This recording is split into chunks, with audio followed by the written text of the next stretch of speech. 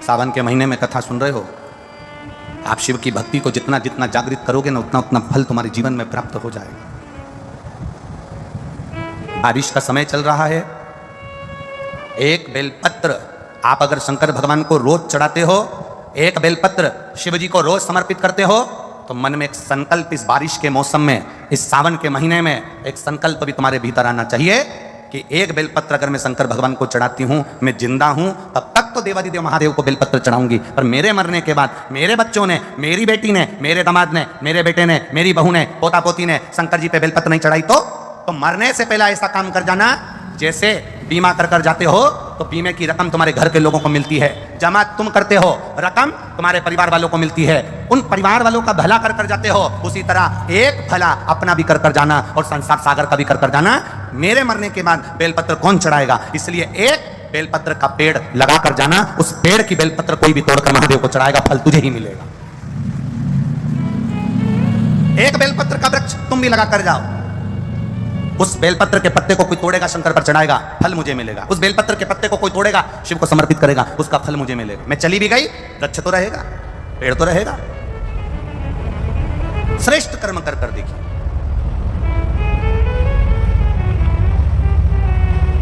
और जब श्रेष्ठ कर्म हम करेंगे तो उसका सुख हमको मिलेगा, निश्चित प्राप्त होगा। ये जो पीठिका होती है,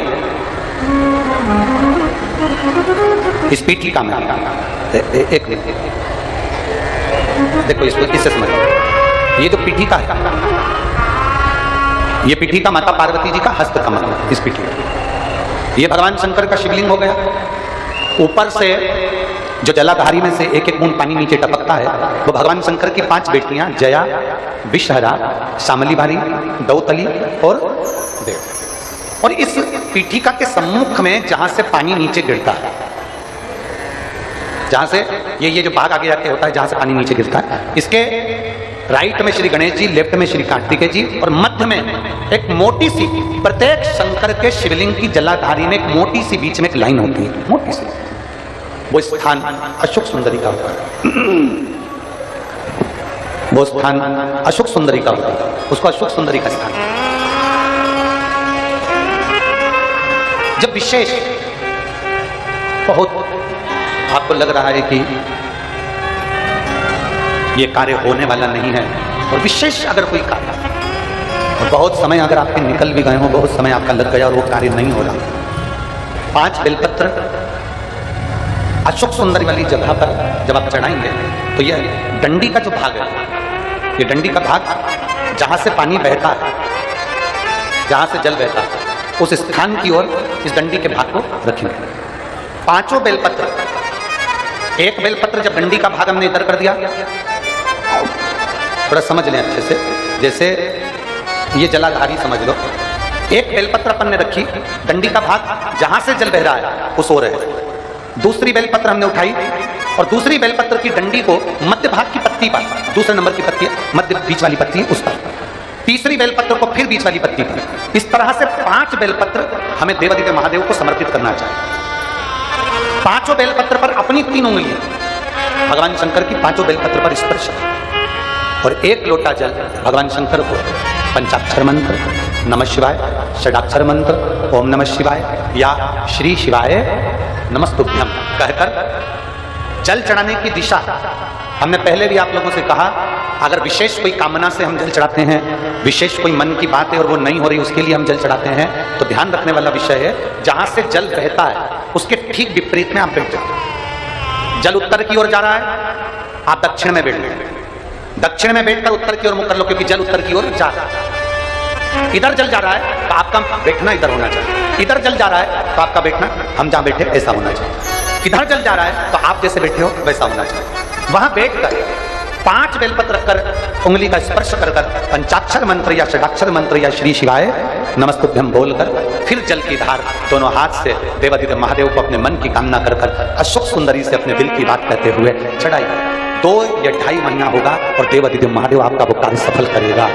शिव को पाने के लिए बहुत, कहीं कोई आडंबर, कोई दिखावा नहीं, केवल विश्वास, केवल भरोसा शिव को। पार्वती माता ने भगवान शंकर को पाने के लिए कुछ नहीं करा, केवल शंकर के पार्थिव शिवलिंग का पूजन करा। पार्थिव लिंग बनाना, पार्थिव शिवलिंग बनाकर उसका पूजन करना, आराधना करना सुख देता।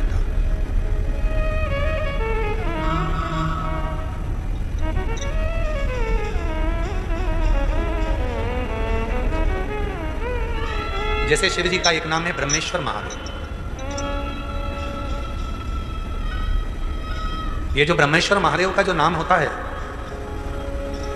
कई लोग कहते हैं हमारा बच्चा डिप्रेशन में पहुंच गया, हमारी पत्नी डिप्रेशन में है, हमारा पति डिप्रेशन में है, नींद की गोली खाना पड़ रही है, सुस्त सुस्त रहते हो, डिप्रेशन में चल रहे हो, टेंशन दिन रात दिमाग में चलता रहता है। वो चिंता को मिटाया कैसे जाए? 7 बेलपत्र भगवान शंकर के शिवलिंग पर चढ़ाकर सावन के महीने में 2 लोटा जल शंकर भगवान को, आप लोगों को मालूम है ना, सारे समय पर 1 लोटा जल और सावन में 2 लोटा जल, सावन के महीने में 2 लोटा जल शिव जी को चढ़ाया। और अगर चिंता ज़्यादा है, टेंशन ज़्यादा है, डिप्रेशन चल रहा है, गोलियों पर गोलियां खाना पड़ रही है, बीपी की गोलियां बार बार खाना पड़ रही है, तो ब्रह्मेश्वर महादेव का नाम लेकर शिव पर 7 बेलपत्र चढ़ाकर, और अगर 7 ना हो तो 5, 5 ना हो तो 3 बेलपत्र शिव को चढ़ाकर दोनों हाथों के लोटे का जल धीरे धीरे शिव जी पर चढ़ाएं और उसी में से थोड़ा सा जल लेकर जो बहुत टेंशन में हो, डिप्रेशन में हो, चिंता में हो, उसको उस जल का आचमन कराना प्रारंभ करो। 3 से 4 दिन के अंदर वो डिप्रेशन से बाहर निकलेगा, अपने कार्य में रुचि रखेगा और उसको प्रसन्न करेगा। ब्रह्मेश्वर महादेव, बोलो कौन से महादेव? ब्रह्मेश्वर। बोलो ब्रह्मेश्वर महादेव की। पार्थिव शिवलिंग के निर्माण को माता पार्वती जी ने किया और उसका फल मां जगत जननी जगदम्बा अंबा को प्राप्त।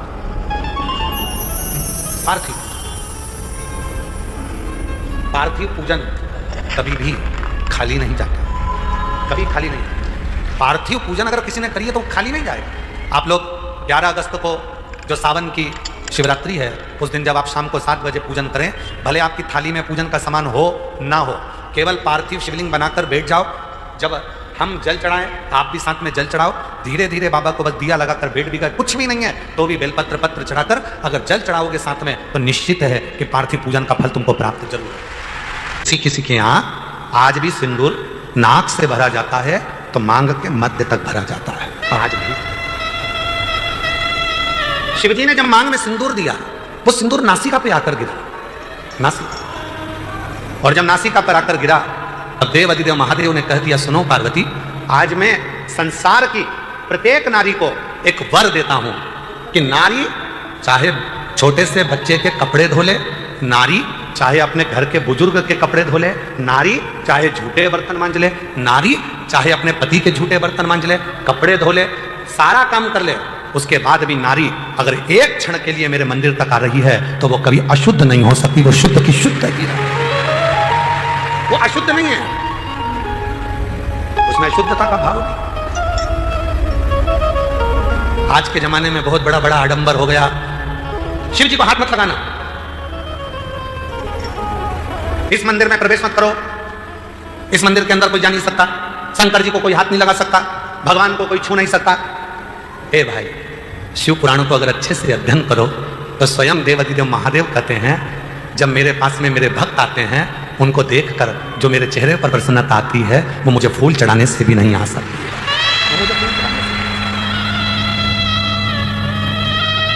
ये तो अब जब मंदिर हो, सारे के सारे शंकर जी के मंदिर में भक्तों का जाना चालू हो गया, तो अब लोगों ने थोड़ा सा ये क्रम चालू कर दिया, शाम को भगवान का श्रृंगार हो जाता है, हम जल नहीं चढ़ाने देंगे, शाम को शिव जी को पानी मत चढ़ाना, शाम को शंकर जी को जल मत चढ़ाना।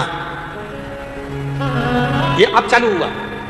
पहले तो मेरा भोला बाबा पेड़ के नीचे बैठा है, होटले पर बैठा है, दरवाजा भी नहीं है, मंदिर भी नहीं है, खुले आसमान में बैठा है, रात दिन सुबह शाम जब तेरी मर्जी पड़े तब तेरे बाप के पास है, तब तेरे शिव के पास है, जब तेरा मन हो।